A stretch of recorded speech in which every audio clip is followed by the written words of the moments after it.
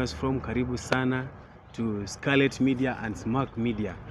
Tuko na mgeni wetu hapa bwana NRM kama kawaida. How are you, sir? Very fine, my brother.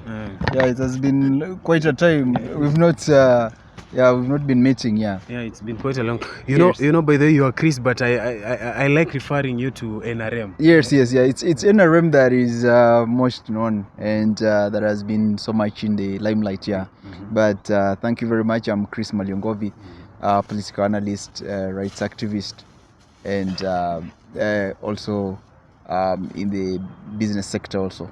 Yeah, I'm there in the business sector. Yes, it's been a long time since we last had a discussion, and a lot has been happened. So how are things on your side? Things aren't bad. Things aren't bad. Things have evolved as the days have been going, and I cannot complain. We've been looking at the political systems as they move, the economic dimensions that are shifting from one position to another, and so on. And I can say that it has been very eventful, and only that we've been watching from a distance. That is why we've not been so much in the news. Yeah. Yes. Talking about political shifts now, yes. I want us to talk about the return. Others call it the rebirth of Raila. Yes. So we've been seeing him holding rallies. So what is the fate of these rallies? First and foremost, I should say that we cannot rule out the fact that it will be presumptuous and unrealistic to dismiss Raila Odinga. Honestly speaking, is that he has bestrode this political space since the early 90s, when he was actually coming up as a young, vibrant politician, a political activist, up to this very period. It's a period from around the early 1990s, after he had returned from Norway, I think. And I can say for sure that Raila Odinga is not a guy you can dismiss.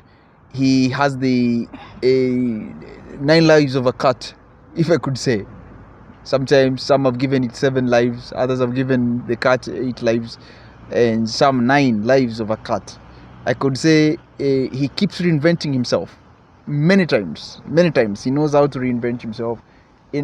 Just when you thought that he's totally wiped out from the political limelight, he reinvents himself and comes up very strongly.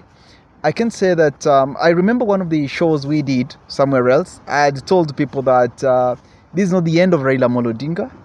It's not the end of Raila Odinga. We were on Scarlet Media, and I said that it's not the end of Raila Odinga. And indeed, I've been proven true. I was right. That it was people had when we were in that audience, people had told me that it's the end of Raila. I told them no, it's not the end of Raila. And indeed, he has reinvented himself. He has come out very strongly, and he has come up with rallies now. We can see him all over the country, and he wants to roll out the rallies across the country. And then he has promised that he'll make a declaration once he's done with the rallies around the country. But there is something that we need to understand, that the rallies, I think, are partly to revive or to rebuild the hearts of the broken-hearted. His supporters, many of them believed that they were going to Canaan this time round, and then it didn't happen the way they expected.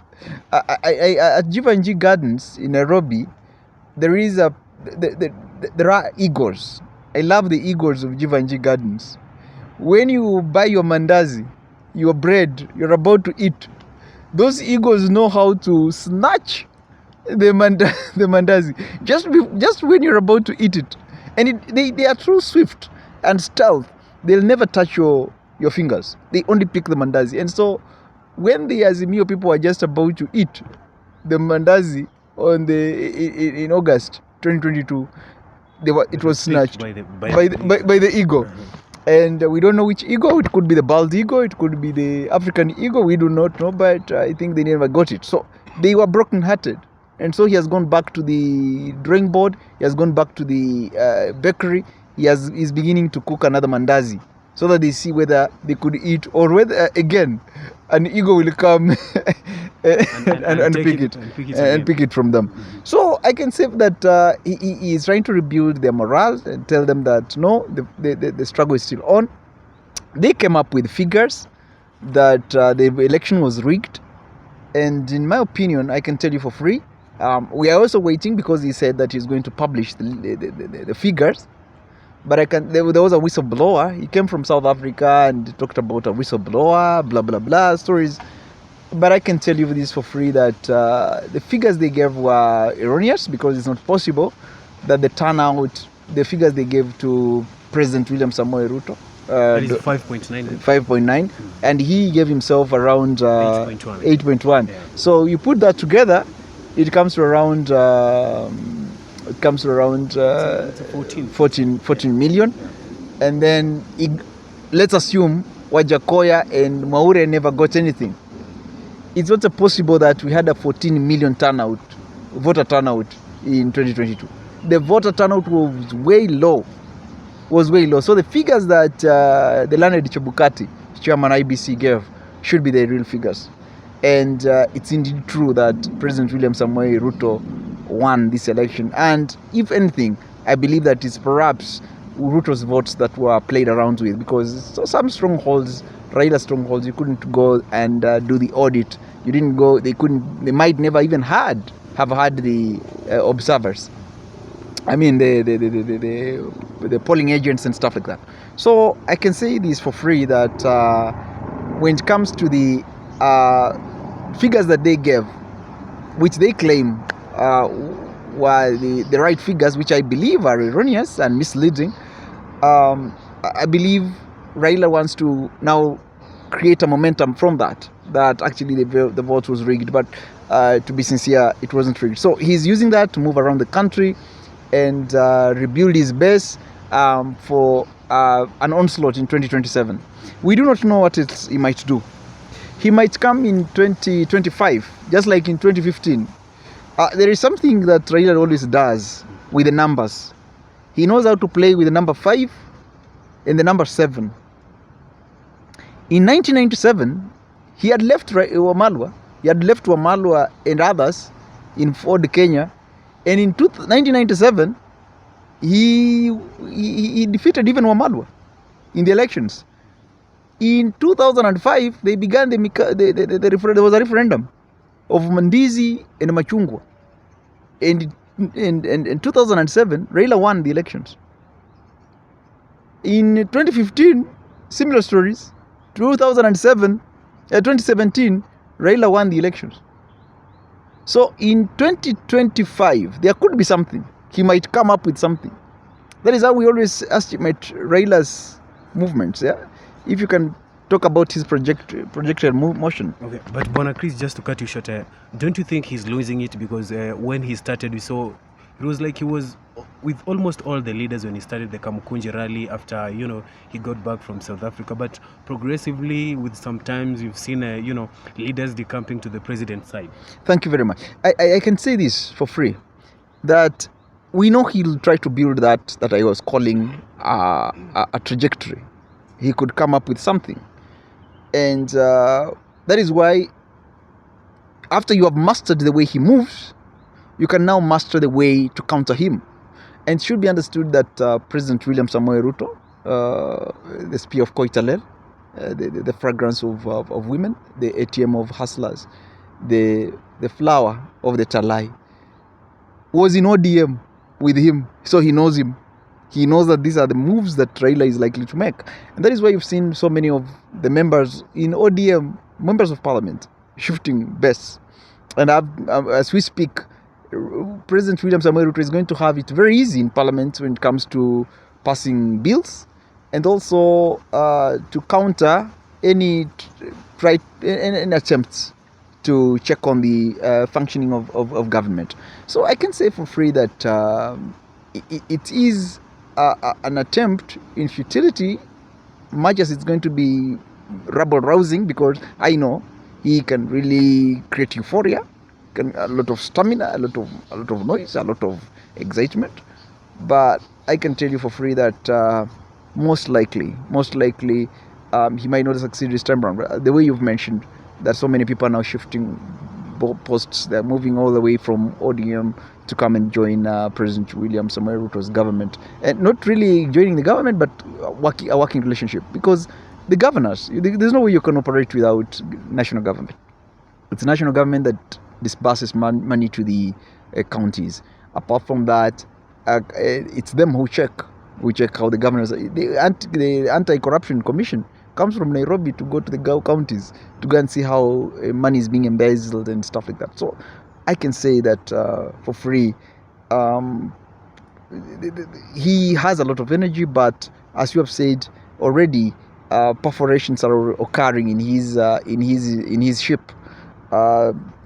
President William Ruto is drilling so many holes in his ship, so I don't know whether the ship will make it to harbor in 2027 or it will sink along the way.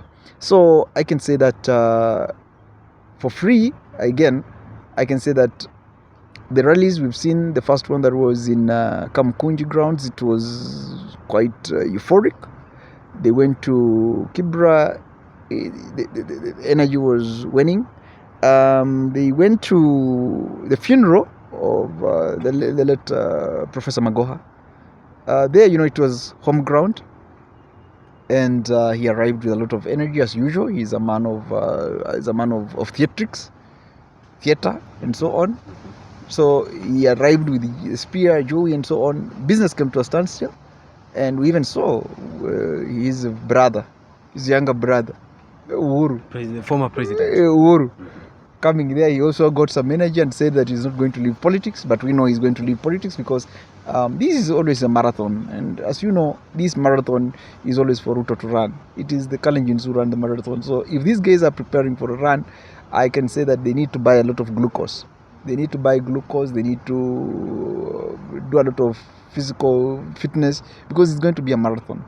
And we saw him in the late Magoha's funeral, and then we saw him in Busia, and there was the Mavoko one. In Mavoko, they did it on the streets, yeah? We thought they're going to have but the place was packed. Packed streets. There are small places. We expected they'll take it in a big stadium, and we see them. Like the likes of Jacaranda. Yes. We see a euphoric crowd and so on, but they decided to restrict it to a street, because when you have a street, you in the media, that when you have the street and people are so much close together, you can zoom the cameras and you enlarge the crowd, and it looks like it was very much packed.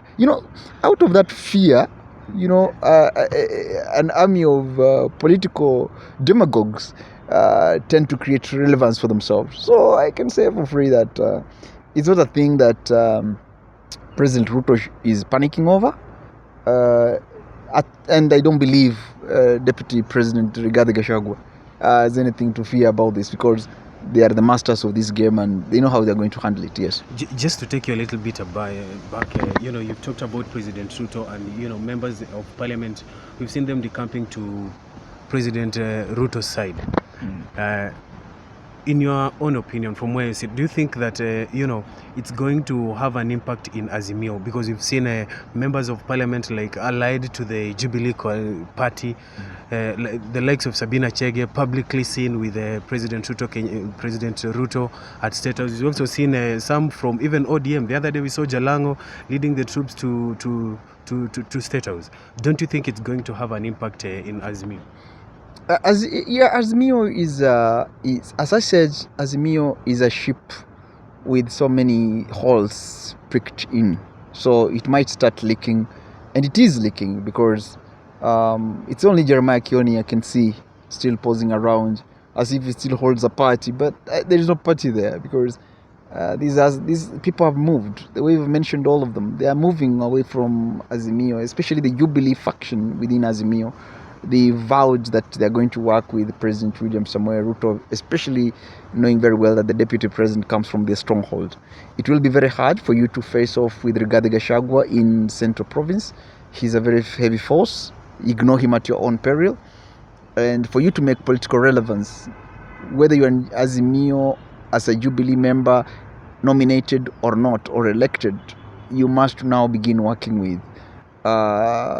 You must start working with the Kenya Kwanza government. So Azimio in itself is not. I can't think anything better for them. They might not move very far from the way that things are moving. It is probably Uhuru and Jeremiah. And Uhuru will only be appearing when he's going to strongholds, Raila's strongholds like Western and Nyanza. But when it comes to Central, just like he never campaigned for... Is that a red flag? It is. It is. It should be understood that he cannot go to Central. It's for a fact. He cannot go and sell Azimio politics, those campaigns they began with. He cannot sell them. You know, the Kikuyu people, it's needless to say, they have suffered a lot. In fact, it's almost the same way they suffered under Moi. It's almost the same way they suffered under Moi, under the Uhuru regime. So it will be very hard for Uhuru to begin criticizing the way he was criticizing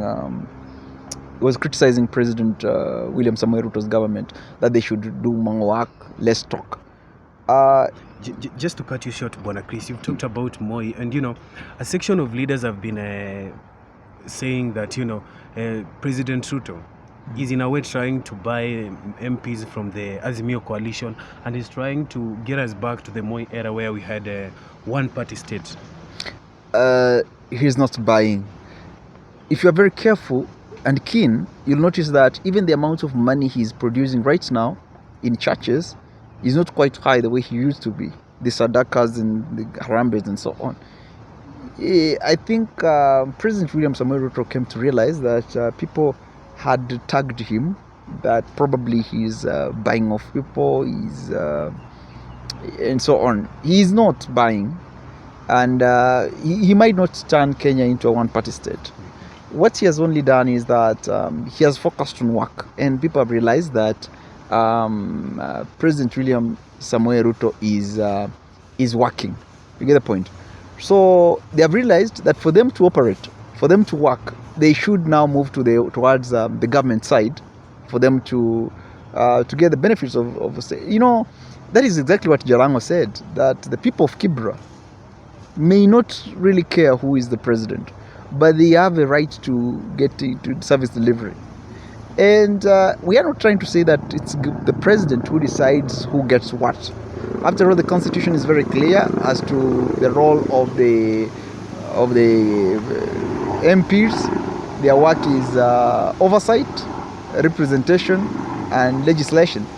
But when you are working with the government, it becomes much easier for you to bring on board the issues that afflict your people, rather than always being in a confrontational.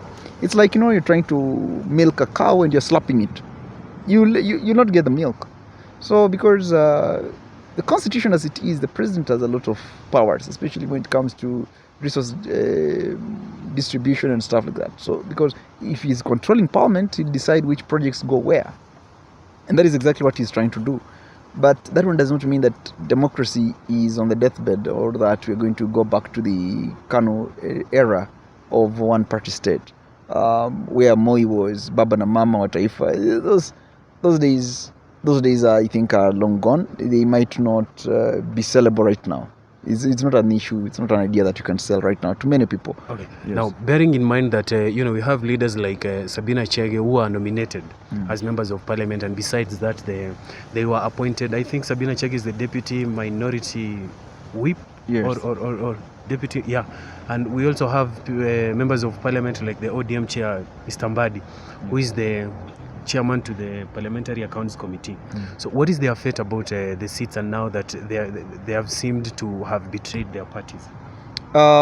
Truth be said is that the law is a bit tricky on that.